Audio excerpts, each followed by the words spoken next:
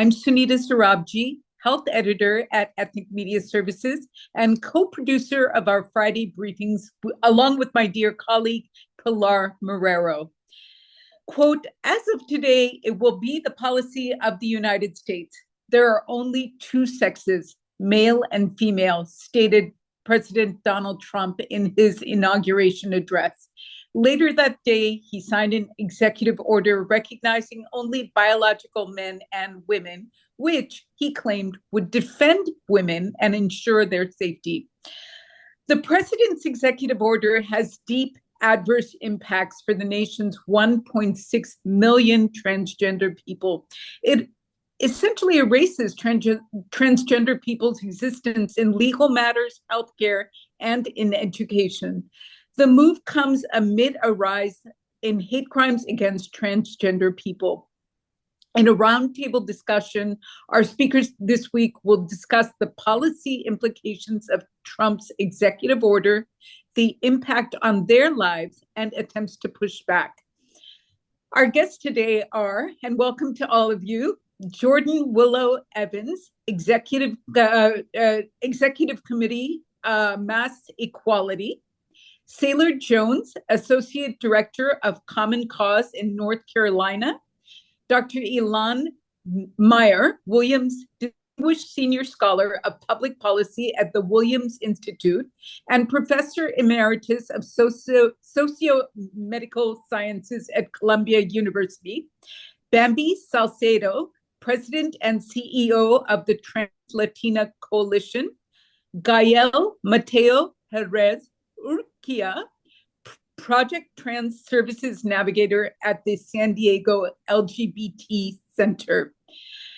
So let's begin today with a presentation from Dr. Meyer about the health impacts of transgender discrimination. Welcome, Dr. Meyer. Please do start your presentation. Thank you, Sunita, and thank you, EMS, for inviting me. These days, I can't say it's a pleasure to be here, but it is an important discussion that we're going to have, and looking forward to hearing from my co-panelist here. I also want to point out that the Williams Institute, where I work, we have a very informative website. The Williams Institute is at UCLA School of Law, and my colleagues and I have been working very hard to issue analysis of every executive order that is relevant to LGBT issues. So if you're interested, I welcome you to look at our website and find any of the reports that are of interest to you. As Sunita mentioned already, the Williams Institute estimated that there are about 1.6 million people aged 13 and older who are identified as transgender. There are also 1.2 million adults who are identified as non-binary and 5 million intersex people. A lot of these orders are relevant to intersex people and do deserve a further discussion, but I won't be talking about that today. So today I would focus on transgender and non-binary people. Again, as Sunita mentioned, the orders are quite brutal. Just as a personal impression, my main impression in this past, what has it been, only a week or so, is it seems to be all about meanness, like more than anything else. This is the feeling that I get is it's just mean. The definition of biological sex as at conception, which is actually biologically ridiculous because there is no sex at conception, but I don't know how they came up with that definition. That would not allow people to have passports that align with their gender. Anybody who knows transgender people's traveling is extremely stressful experience because of the harassment that they can experience there. the transgender prisoners will be banned from being in prisons, then jails that are aligned with their gender. And so would people who seek homeless shelters and other types of services from the federal government. There's also been a ban on gender affirming care that probably we can talk about as well, which would affect minors. Um, and Other types of executive orders, including one that revokes non-discrimination protections, which are also relevant to what we're talking about. I want to mention the impacts on prisons. There has been recently some movement towards more dignity toward transgender and non-binary people in prisons, including California's TRADAT, Transgender Respect Agency and Dignity Act, or SB 132. Those have been under attack for a long while and have, in my view, been stalled at California prisons. I have been trying for the past 3 years to do research in California prisons, and my own research has been stalled. My colleagues who are very experienced researchers. So, as you might know, there's a lawsuit against California regarding SB 132 by a group called Women's Liberation Front. So we are now does not come out of a very positive environment from transgender people. We're talking about acts that have tangible and very serious impact. They also impact social attitudes and public attitudes.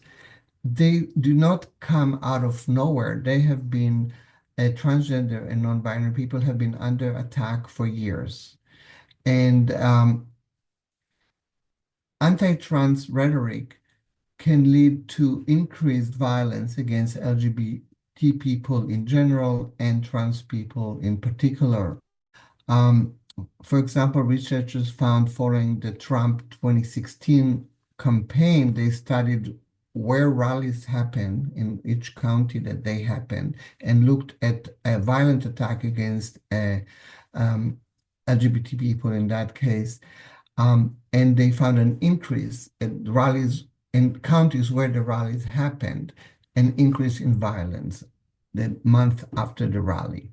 After the 2016 presidential election, transgender and gender non-conforming people reported experiencing hate speech and violence. So the rhetoric that we're experiencing now, that we're witnessing now, has really strong implication, potentially strong implications for violence. Again, we already have seen increase in violence against transgender people. Our analysis shown that about 5 times the rate of violence against transgender people is about 5 times that of the rate of violence against cisgender heterosexual people, and more so against Black and Hispanic LGBT people in general. Violence against LGBT people includes more use of weapons, more serious violence, and also more hate crimes. Finally, I want to mention all of this has a grave impact on well-being and health.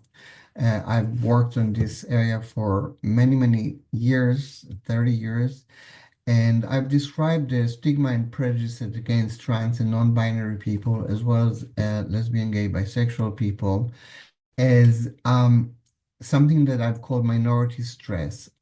And this is the process that connects the social environment that is characterized by prejudice and stigma and hate and violence with health. Some examples of that include that transgender people are more likely to have been bullied as children. They're more likely to experience adverse childhood experiences, such as sexual abuse, conversion therapy, and everyday discrimination, which is being treated with without dignity, being mistreated in daily interactions. And all of this has shown grave impact on health, including serious psychological distress, suicide ideation, suicide attempts, and non-suicidal self-injury. So I would leave it at that. There's a lot of research on all of this that I'm not getting into, but I welcome any questions. Thank you. There are questions for you. Our first comes from Sandy Close. How can Trump's order to recognize only two genders impact court cases involving violence specifically aimed at trans people? Could it, for example, affect hate crime legislation? Um, Well, there's federal hate crime legislation that I'm not sure. I'm not a lawyer, just to start Yes. with that. So I think a lot of these questions are unanswerable at this point. It depends on the litigation and what will happen. When you ask about how it could impact, um, it all depends on judges. And as we have seen, unfortunately, I at this point don't have a lot of I should say, hope for the how cases would be resolved at the Supreme Court. And I think we all have to watch for that. Um, there other hate crime legislation is state specific, and I don't think those will be impacted by this. Although I can't even tell that for sure because the federal government has a lot of power through contracts and grants to impact states. I'm at the public university in the state of California, University of California, and I'm worried about the kind of power that the government, the federal government, can have on our institution. We rely on grants and contracts. We do the research based on grants and contracts. So there are a lot of ways that the federal government impacts states even beyond federal law. Yeah, interesting. You had spoken about prisons, and I wonder if you could talk a little bit more about that. There is the lawsuit that you mentioned, and I'm going to ask this question of Sailor Jones later, but there was a movement or a move very recently to move a transgender person into men's prison. Do you believe there will be more of such movement as we go through these next 4 years? Oh, absolutely. But let me be clear, most transgender people are now in prisons and jails that are based on their quote biological sex. So there are very few. California passed this SB 132, which required the California Department of Correction to move people based on their gender identity if they ask for it, which many people did. As far as I know, and as I said, we've been stalled in research, only a handful of people have been moved. And then the lawsuit came, and I think everybody froze. In other places, in the federal government, the same thing. Most people are not in prisons or jails that are aligned with their gender identity. So there has been a movement in California, Massachusetts, some other places to improve conditions for transgender people in prisons.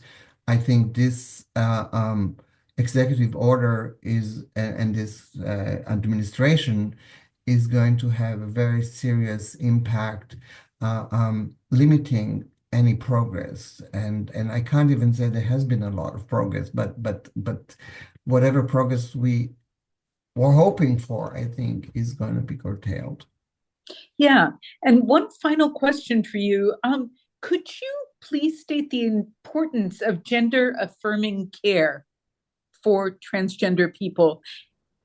And should Um, people continue to expect gender affirming care despite the executive order?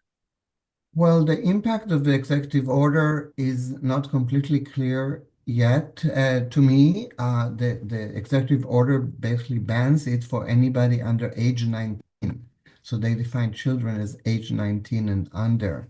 Um, it will have a very strong impact. I'm sure there'll be lawsuits against it.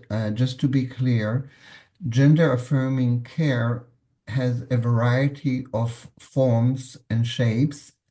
most of it is for children, especially, does not involve surgeries, which is what you hear in the rhetoric against transgender people and against gender affirming care. As you know, some of the uh, uh, um, rhetoric has been completely ludicrous, like children going to school and they get sex change operations in schools and they come back home in new gender. That is, of course, completely implausible and of course, doesn't happen.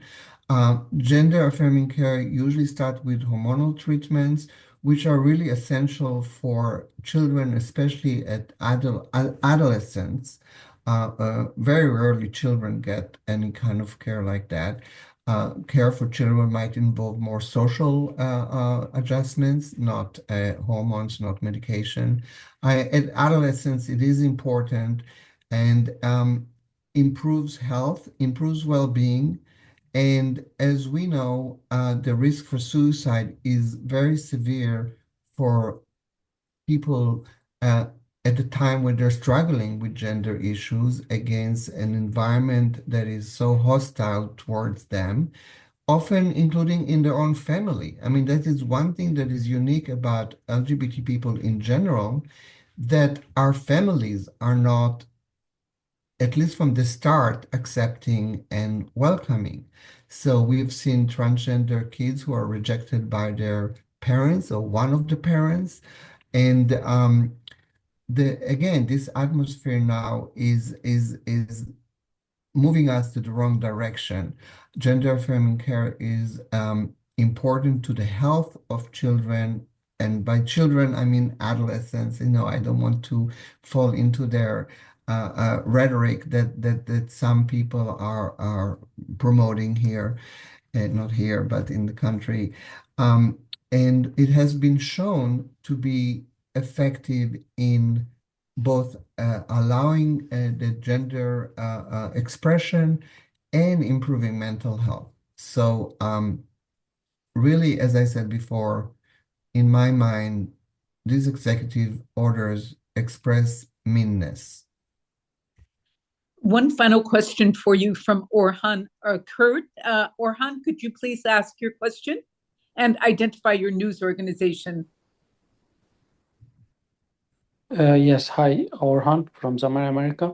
So how could Trump's order affect people in U.S. military, and how military will react on this?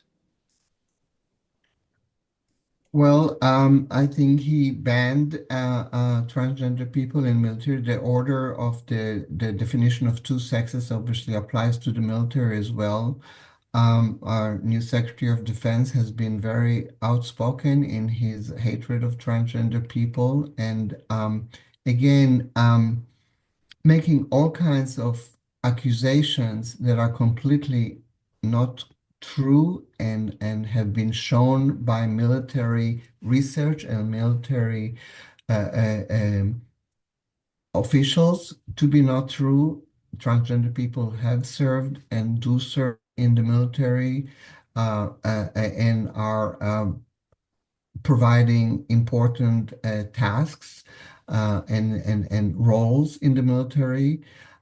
Being transgender is not a mental disorder, as was recently expressed by some of the opposition to transgender people in the military, as if they're somehow deficient and that's why we cannot have them in the military.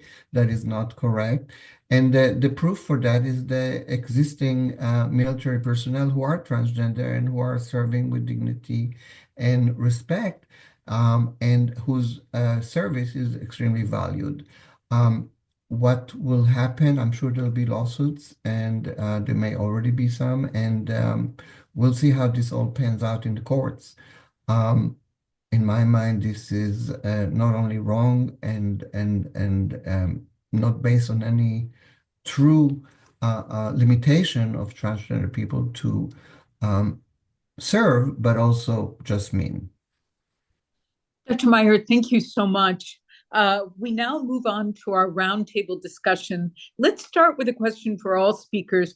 Could you each please briefly describe what you felt when you heard the president announce that the administration would only recognize two sexes, essentially erasing your identities. Bambi Salcido, let's start with you, please. Well, first, thank you so much to everyone who has taken the time to join us to learn about this such an important topic and a topic that is pressing for all of us. So I want to appreciate all of you. Also, thank you so much, Sunita, for the invitation and for the opportunity to share with all of you. So for me, I mean, obviously, this is something that we knew was coming, right? That's what they've been doing for the last few years, right? In different states, the fact that they have introduced hundreds of legislations and over half of the country, it's something that we were sort of like anticipating, right? What we were not anticipating was the results of the election, right? Like what came to be. And so after that, the election happened, which is super unfortunate and for all of us, right? And not just transgender, non-conforming, intersex people, but for people of color, women, immigrants, like all of us, right? Like everyone who is not white and who is not a man, right, are essentially being attacked. So for me, what the feeling that I had that I could describe is rage, right?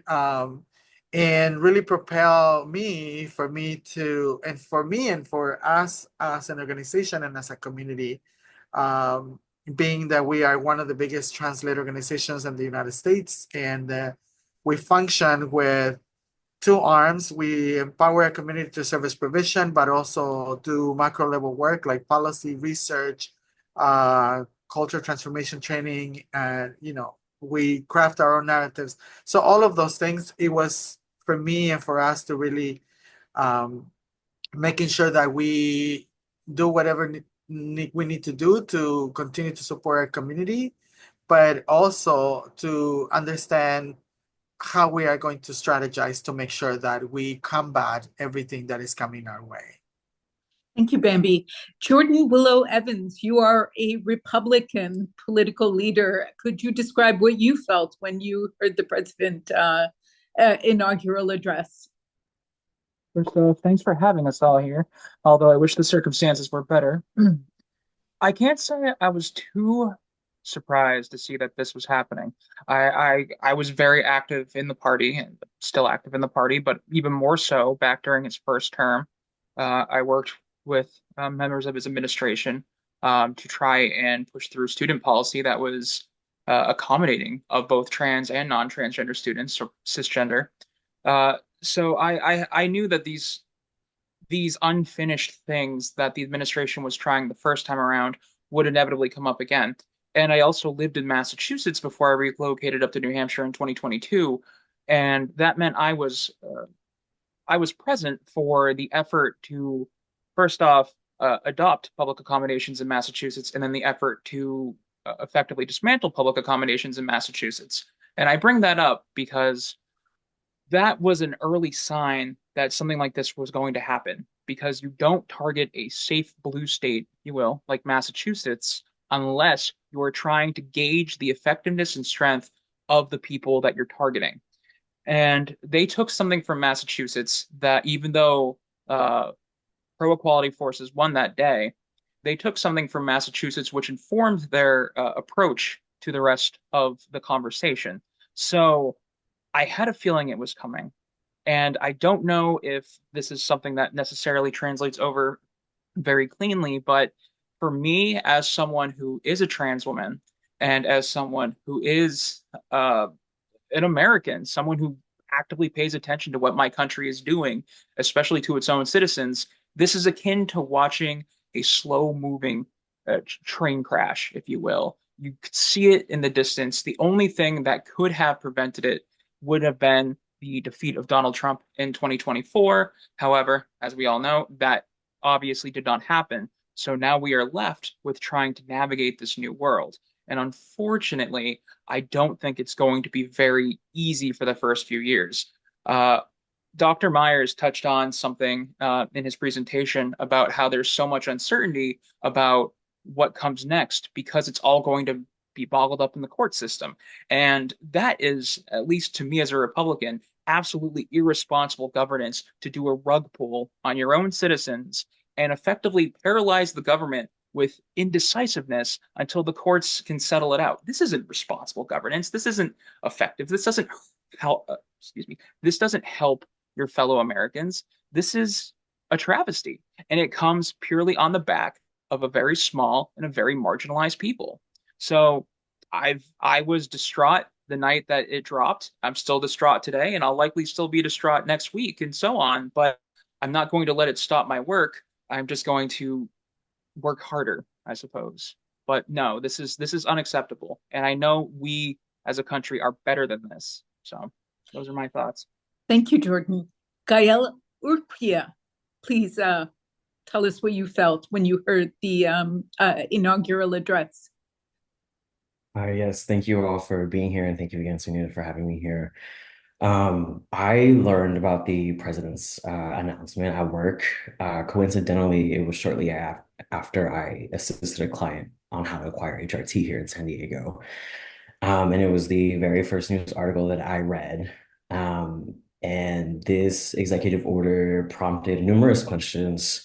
What would gender-affirming care look like? What does that mean for our intersex community? And along with many more questions. This then shifted the narrative and to me and thinking about how does my safety look like from here on to the next 4 years. And it was sad to say I wasn't shocked. Just echoing off of what everyone said, I think we all saw this coming, and at the rate that it's coming is very scary and it's very harmful. And Product Trans here, we are a team of two individuals that serve a third of our clients. And amidst of that, we have done endless check-ins to see, okay, how can we best support our clients and our community holistically and authentically. And so just echoing off of everyone again, that work does not stop. And we're here doing our best how to best serve our community. Thank you. Sailor Jones. Thanks, Sunita, and like everyone else here, I'm so grateful for the opportunity to be here today. I think I learned about a lot of these executive orders as I was opening the mail, having frantically worked over the holiday to get my gender marker changed on my passport before Trump would be in office. I am one of a very lucky few who received their passport as a lot of these changes were taking place. But even though my passport will now outlive this administration, I have no earthly idea whether it will outlive the policies, the rhetoric, and what can ultimately be, and Dr. Meyer touched on this, a culture shift that is spurred by a lot of these changes. I'm also confused. It is incredibly astounding to at once have our nation's executive branch attempt to completely erase transgender people's existence under the law, while also at the same time blaming our existence for everything from lack of military preparedness, as you were talking about earlier, to the tragic midair collision that happened this week, which actually came out of the president's mouth, and which are some of many outlandish claims we've heard since this administration came into office. And like Bambi said, I feel incredible rage, like the mass deportations that are happening to our migrant and immigrant friends and neighbors. We know, as Dr. Meyer said, the goal of these executive moves are meant to create a climate of fear and try to intimidate us into making our lives smaller. And I think where folks feel safe to do so, it's now our charge to make our lives bigger and our voices louder, now more than ever before. And I guess the question remains, Where do folks feel safe to do so in this climate? And what can we do to build those safe spaces moving forward? Thank you. Sailor, you were planning to have gender affirming surgery this May, but you are concerned that your health insurance will no longer cover it. Could you please discuss that? Yeah, as an American, I'm grateful to have health insurance through my job. I want to say that first and foremost. And also say that I understand that gender confirmation is surgery is a privilege. And like any and all gender affirming care is a personal decision that I am making. So I want to say that first and foremost. And gender affirming care is often framed only in relation to transgender individuals, but can also have a clear benefit for cisgender and intersex people as well. It's worth saying that too. So any efforts to eliminate our care will ultimately impact everyone's access to it. And it's also important to know that virtually all the major insurance companies recognize that gender affirming medical care for transgender patients is medically necessary and age appropriate. I will be 50 years old in May and can make those decisions for myself. And fortunately, the Biden administration also strengthened protections against discrimination for transgender patients. So, creating deterrence, for example, for medical staff when I'm in the hospital from my surgery to prevent them from mistreating someone like me from receiving that medical care. So, that's the environment we're thinking about in this moment. And nevertheless, transgender people like me still can be denied coverage for certain procedures. That's the reality. Life-saving procedures that, as Dr. Meyer said, make our lives so much better to live. And conservatives have threatened to challenge any of these rulings supporting our care in court. And all the way up to the nation's highest court, as Dr. Meyer said, was a concern and is obviously a concern for all of us in this political environment. So, in a world where years of reproductive health precedent can be reversed with the slamming of a gavel, and our personhood, our very personhood, can be eliminated with the president's pen, I and many, many people I know, and people like me, are recognizing just how fragile our access can be in this political moment, even if months and years before it had been protected. So, like everyone else here who is worried about these changes, I'm worried about the clear and present danger that my gender affirming care will be in doubt. Yeah, Peter Sherman has a question for you. There are a few questions, but Peter Sherman, could you please ask your question? Yes, thank you. And first of all, I just want to say that my sympathies and I share the sympathies and the anxieties with all the speakers on here. And thank you for being on the call. Um, I'm curious, a lot of the progress that we've seen in this country has not necessarily come via policy, but via culture change. So, for example, Americans' embrace of same-sex marriage sort of, I think, was driven more by culture than it was by policy. Policy sort of came downstream of the culture shift.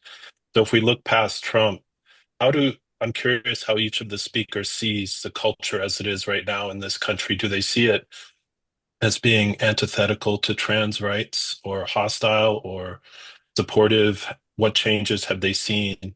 Again, looking past Trump. Thank you.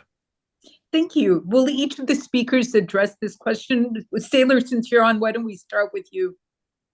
Uh, Thank you for the question, sir, and I really appreciate it. I I'm now working in voting rights. I saw similar attacks on our ability to vote in this country and knew, based on my early work in LGBTQ plus advocacy and equity, that we would have no rights if we were not able to access the ballot. And we're seeing that in very stark relief right now.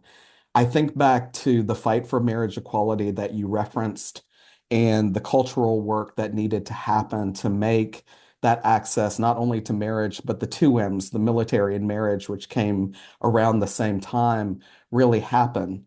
And a big difference, I think, in this moment is to point out the difference between the civil rights movement and the LGBT equality movement and how we're able to advance so quickly with our rights, or at least for the culture, is that we are born into families and they cannot stop us. You cannot be born Black into a white family biologically, and so it is more difficult to make those changes within the family that we were able to make as embedded groups, faces that would need to be thrown out of homes and dispensed of in order to eliminate that so-called problem in our families. And so we were in some ways able to work within our families and our culture. I also don't want to change the ability for people to see LGBT people in film and television. This is a bell you really can't unring when the ads at the Super Bowl feature prominently trans and other members of the LGBT community. But I do think Dr. Meyer brought up a interesting point on this, and that is the lack of cultural changes we are seeing in families of trans children. The violence that we are seeing to trans people and the rate it is happening.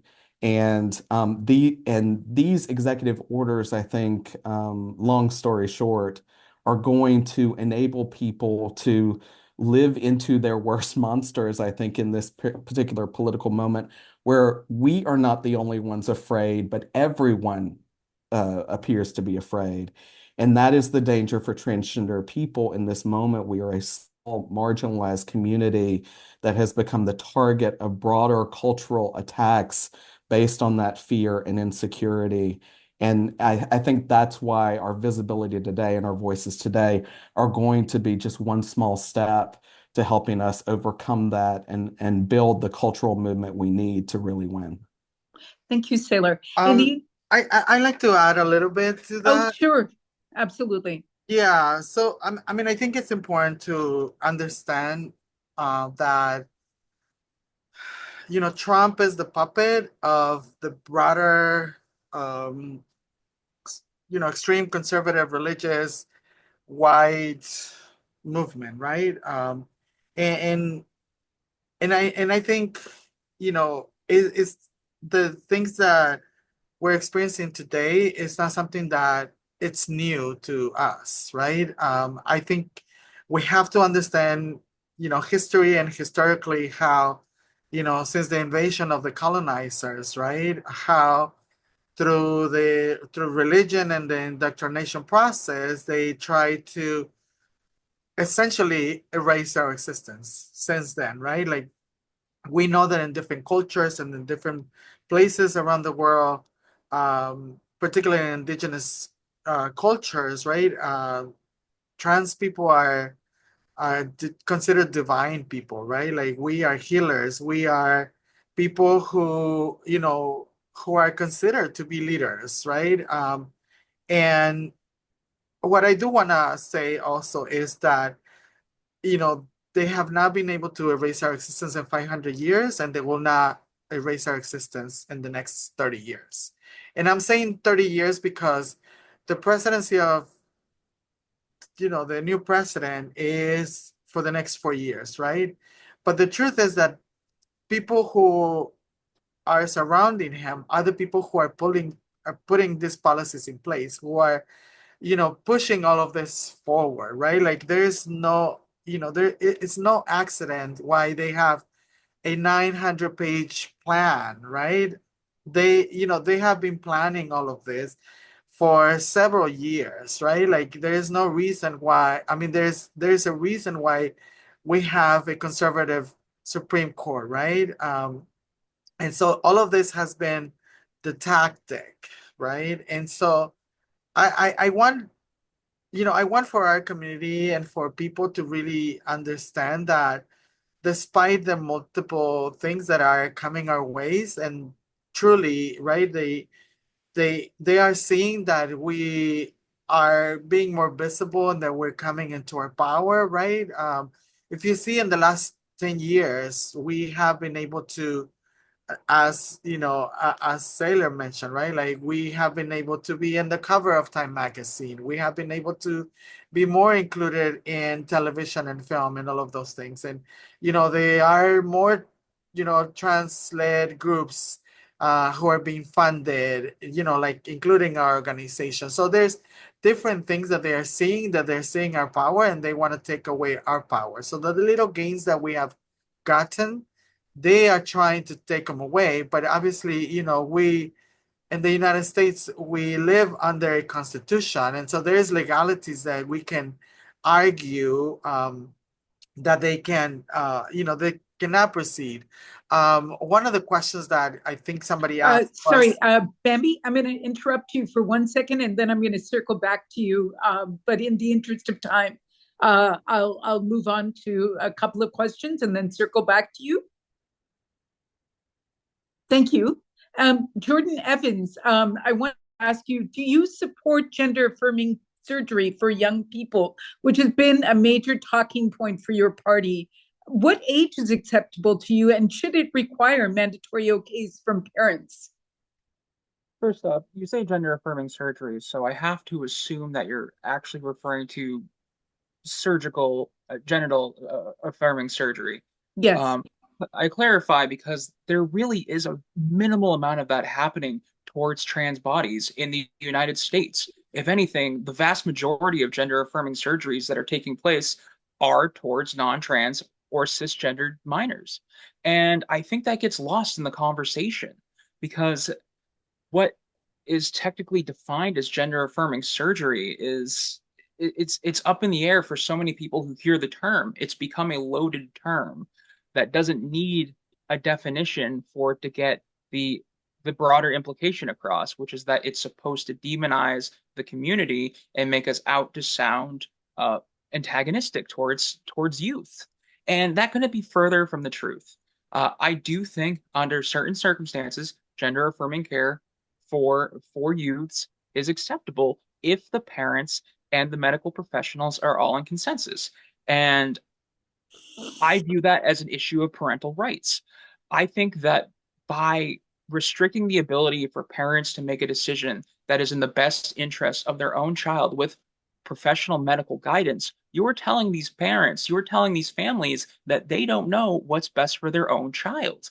And I see that as utterly contradictory to the messaging that has been coming out of the Republican Party. So me personally, I see this as almost a non-issue because it's just simply not happening. And in those very rare cases where it does happen, parental consent is a necessity for it. And, well, parental consent is a necessity for it. So I would not actually change what's happening now because if folks knew the reality, there's nothing to change. So, no, I see it as a boogeyman issue, which has been catered to come after us specifically. Yeah. Jordan, did you vote for Trump? Oh no. Okay. Yeah. I'm curious. I have no problem saying that. And I did not vote for Trump in 2016 either. Okay. I will admit, and I'll keep this brief because I know there are other questions, but I will admit that in the very beginning of the 2016 cycle, I was willing to hear out Donald Trump because he was presenting himself at first as a New York style centrist Republican with some relatively socially progressive of center, let's say, issues. But he quickly did a turn heel on that and started to go wherever people would have him. And it has just been a continuation of that. So while I put aside my personal views on Trump to try and do good with my fellow Republicans with his administration the first term, by now I have seen enough to know that he has not only not changed, but he has leaned even further into these socially destructive policies.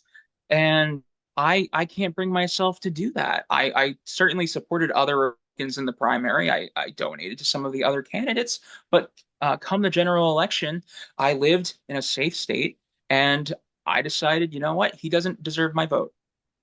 Thank you. Gael, with your work at the San Diego LGBT Center, are you seeing a lot of anxiety amongst young people following Trump's inaugural address and its executive order? And are you also seeing a spike in self-harm? There was a significant spike in the days following the election and post-election because of Trump's anti-trans themes throughout his campaign, right? And since then, there has been an even greater increase in anxiety among both young people and adults regarding Trump's executive orders. Previously, a good example is I complete name and gender marker changes for our clients here, and average, I would complete at least maybe 4 a month. And what I'm seeing now is 4 to 6 a week. There is this fear of not the uncertainty because of these executives' orders. And additionally, like I've received numerous phone calls from clients seeking information about what they can and cannot accomplish at this time. And just to quote a recent study for the Trevor Project, we've also witnessed an increase in LGBTQ youth utilizing the national hotline by 200%. Additionally, 45% of transgender youth are considering fleeing to a different state with family or without family. And so I think this is very evident in the times that we are seeing in our current political climate. For your follow-up question, no, not from what is reported to me, there is no spike in self-harm. Instead, there's actually community and unity together because just echoing off of what everyone said, we know that historically we have always been here, and our trans sisters that came before us that did the work and paved that path, same power still runs in our blood, and it will continue to run in our blood. What I can say is that there has been a rise in hate crimes, which our team has been actively addressing and doing work on how we can best support our community. And it's no surprise that when hateful rhetoric is perpetuated, it also empowers individuals to inflict that same harm into our community. And because of that, it's very easy to demonize trans and gender nonconforming and gender variant individuals when those same folks have not been able to reckon with their own self-acceptance. But as a community as a whole, we are fighting and organizing and doing everything that we can to stay here. Thank you. Coming back to Bambi, in 2023, and I'm looking at data from the California Department of Justice, this the last year for which data is currently available. There were 99 reports of anti-transgender violence in Los Angeles County, and this is a 125% surge from the previous year. Could you discuss the spike in hate crimes against the community? Yes, of course. I mean, again, just going back to, this is no accident, right? And I think we also have to understand how institutional violence translates into interpersonal violence, right? When we have a government that says that we are not worthy, that we're not supposed to exist, that we should not participate, in different opportunities, right? Like in schools and bathrooms and like all of this rhetoric that they are creating, right? Like that sends the message to people that, that it's okay for them to be violent towards us, right? For them to ultimately kill us, right? And we know that here in the United States,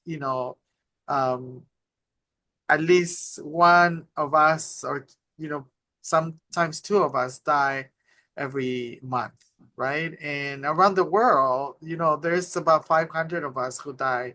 What that means is that more than one of us die every day, right? And so this is violence that is perpetrated, by the institutions that we have in place, right? Like religious institutions, all of the institutions, like the schools, all that.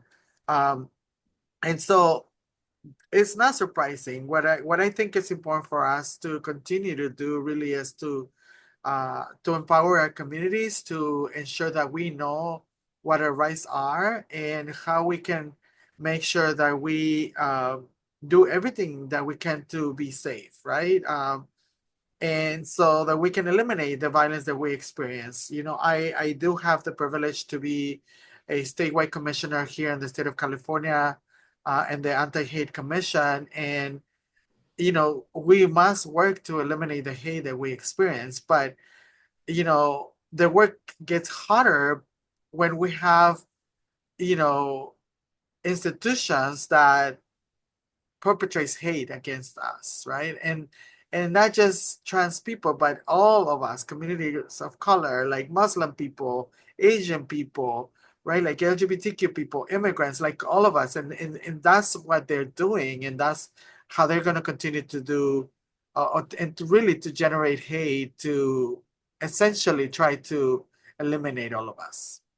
Thank you. The FBI, I wanted to ask you a follow-up question, Bambi. The FBI annually puts out its uniform crime reports tracking hate crimes across the country.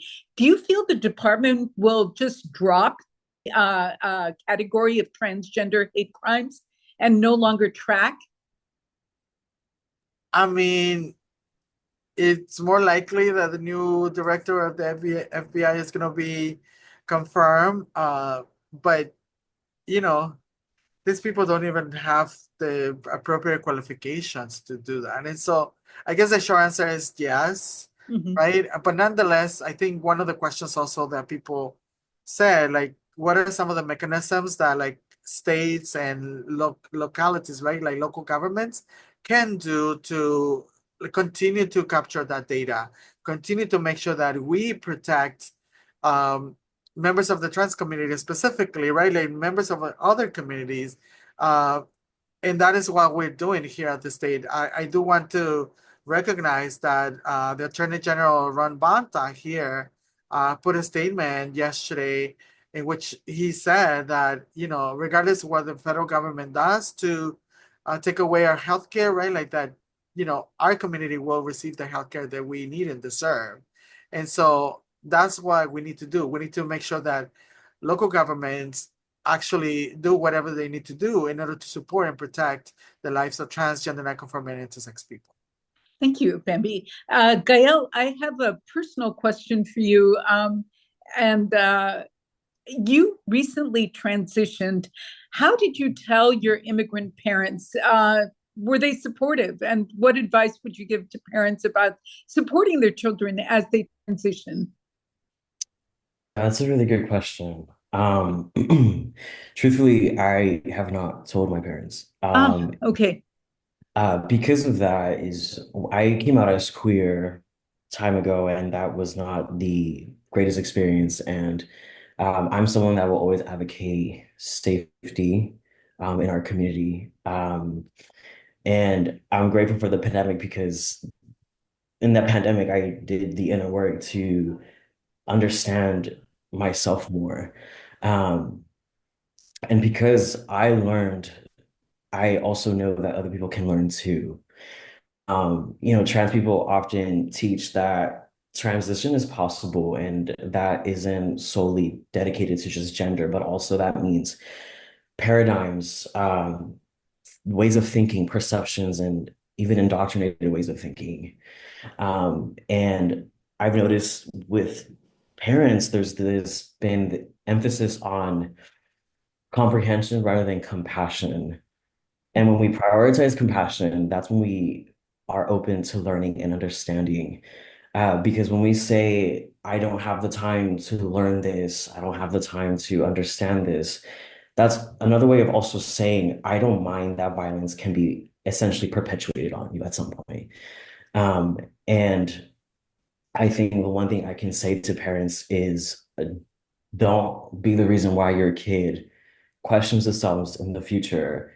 What parts of me did I have to kill off in order to survive?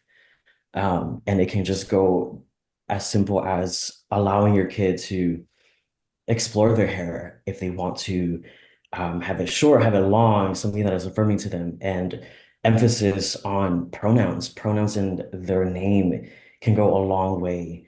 And I promise you that if we prioritize compassion, we can best support our children in that way as well. Thank you. Thank you very much for sharing that.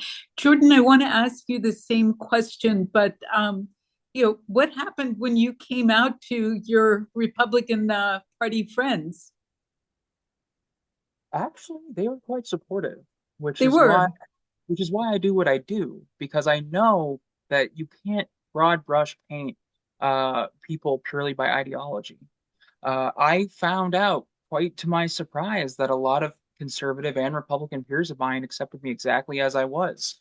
And unfortunately, there is a little bit of a dissonance with the candidates they will support and the personal views that they will hold. But recognizing that means, to me at least, there's still space to work with them towards solidarity on this issue. And it's why, for many years, I, along with several other trans women, would go to CPAC, the Conservative Political Action Conference, and we would engage with people there directly. And yes, we had some unfortunate run-ins, and not everyone was understanding, but we also had some really sincere moments. And while I don't think we were able to always bring everyone over to how we view things completely, uh, the fact that some people not only were willing to take the time to understand the community more, but also our personal struggles told me that there is something there to pursue. And I think that actually gets back to an earlier issue that I wanted to touch on that someone else did, which was culture. And that is that we need to have these type of different difficult conversations. Oh, I'm sorry. In order to move the culture in that direction. Because as it stands right now, we have a incredibly large amount of the country who views a human rights issue as a political football, and it varies depending on who controls the executive. Which, first off, we should not be in that situation. Our executive branch has far too much power. We should be divesting it more to local and state governments where people actually have the ability to make an impact. But considering the reality that we're living in, moving the culture in a way so people understand that trans men, trans women, non-binary folks, we are no different than most any other American. We're all trying to do the same thing. We're all running into the same problems, the same challenges of life. We have the same struggles, the same joys. We're not that different. And I think we need to keep hammering that part home, and we need to remain visible. And even in those spaces where visibility sometimes comes with uncomfortable conversations and even sometimes uncomfortable interactions, we have to do it. So I was fortunate that a lot of people in my life kept me, and not only kept me, but they wanted to learn more, and they used that to inform their own views. Of course, this is just one issue among many other issues, but it tells me that we have to keep pushing. Thank you so much, Jordan. Itana Vargas asks a question which I'll ask Sailor Jones to address. Trump today signed an executive order banning the use of pronouns in email signatures. Sailor, could this be legally challenged on First Amendment grounds? I think all of this could be challenged on First Amendment Yeah. grounds and 14th Amendment grounds, which has been so important to getting us and all of us on this call the rights that we so rightfully deserve. And I'll just say it has come up by several of the speakers. But in addition to our advocacy and organizing and mutual aid and care for each other that is going to be so necessary in a world where the courts will not save us, I think it's really important to focus on, as we're doing a lot in the South right now, where I'm from, is focusing on educating the community about the role the courts can play in preserving our rights and justice when an executive branch and a legislative branch are against us. And Bambi and several of the other speakers brought up the High Court and the obstacles we face there. But there is hope on the state level, and it will be our work in the coming cycles to make sure that fair and impartial judges who understand the Constitution and its equal protections are the ones that are wearing those black robes and not the ones we're seeing on the U.S. Supreme Court right now. Thank you so much, Sailor. Sorry about that. I'd like to go back to final words from each speaker. Dr. Meyer. Yeah, I think one thing I would add is the need for education and the many the so much misinformation available online and on social media. I think Jordan mentioned one of them about the surgeries that are happening, and I mentioned it earlier as well. The other thing I would so just to provide correct information about transgender non-binary people. The other thing I would mention about cultural changes, cultural changes happen when there's researchers, when there's people writing, when there's activists uh, uh, um, promoting certain views. As a research, I would say I'm very, very concerned because the federal government can curtail a lot of sources of information. You raised it, Sunita, in the question to Bambi about the DOJ data, and um, I am very concerned that a lot of the data that we are beginning to get used to, because it has been a long time to fight for data, for inclusion of LGBT status in federal data, those could dry up as they not only remove questions, as the Trump administration in the first term did, from the violence data, for example, and others, but also perhaps restrain research. I don't know if you're familiar with the Office of Sexual and Gender Minority Research at the National Institute of Health. That office closed even before Trump inauguration. And so a lot of the researchers at NIH dealing with anything related to race, ethnicity, gender, and sexual orientation and gender identity are very concerned about the kind of restrictions we might face in the future. Thank you. Bambi, your final comments? Yeah, I want to just once again just tell you my own personal um experience, right? Like I come from community. I have survived many different things, including incarceration, homelessness, sex work as means to survive, suicide, overdoses, guns pointed to my head, you know, chased out of neighborhoods, like anything and everything that you can probably think of, like I've survived. And I know that many members of our community also have. And I want for us to understand that we are powerful people, that individually and collectively we have power, and that regardless of what is happening and regardless of the noise that is happening, they will not succeed. And so I just want hopefully empower any particularly young person who is feeling afraid and uncertain about everything that we're experiencing at this moment. I want to remind you that we're standing on the shoulders of warriors and people who are resilient and strength and have so much strength, and we will prevail. We will continue to be who we are. We do not need permission from anyone. They can implement whatever policies they want or they can, but they will not defeat who we are as people. And Thank you. so, thank you. Thank you so much. Gael, your final words? Yeah. Final words, just echoing off of everyone's great responses. We've just a reminder that again, we've always been here, and no legislation, no policy, no religion can ever take that away. And to my Latine trans community, we're here as well. And it's just an emphasis that you're beautiful, you're powerful, and it's time to walk and own that power.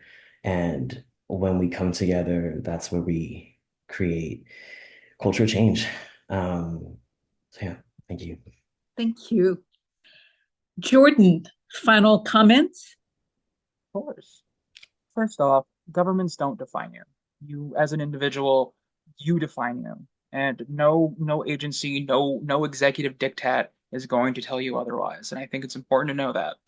Secondly, don't withdraw, especially right now. The knee-jerk reaction to want to pull back because of a cold and uncaring world may seem like the thing to do, but there's no going back.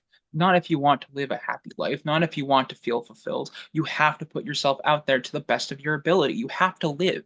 Because when you do that, when you show the world that you are just another person doing your best in living your life, but you just so happen to be trans or non-binary, they do take note. It helps integrate us into the broader conversation to give us that culture push that we need so folks understand that this is a human rights issue and not a political issue to be passed around every 4 years. With that said, if for whatever reason why it's not safe for you or you still need time, don't rush it either. I want you, whoever is listening, to do what's best for yourself and know that even if you can't quite get out and put yourself forward yet, I still think you're valid. I still see you. And I'm sure everyone else here does as well. So thank you so much for everything. This has been a great panel. Thank you, Jordan. And Sailor, Jones, final word for you. Thanks, Anita, and thanks to all the panelists here today. I learned so much from you. And I think to the reporters here, I think it's worth saying that none of us are here to convince you that we are human or that we are deserving of equality or liberty or privacy. I remain hopeful that those things are pretty self-evident to you and much of the American public. What I'm here to do is to encourage people to stop seeing transgender folks like me as their enemy or even as victims, and instead see us as survivors, as Bambi said, and people who are living their best life. And in the end, that's really all that transgender people represent. Thank you so much to all the speakers and reporters who joined us today. Reporters, we will see you next Friday.